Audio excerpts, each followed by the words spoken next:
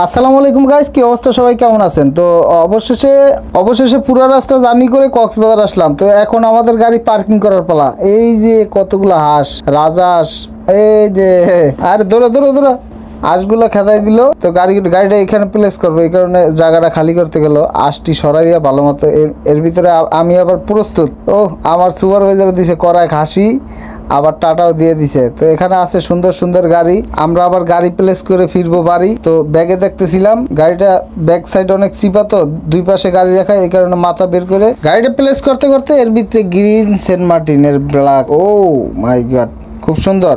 এর ভিতরে আমার আবার গাইড সাহেব হিসাব নিকাশ নিয়ে ব্যস্ত।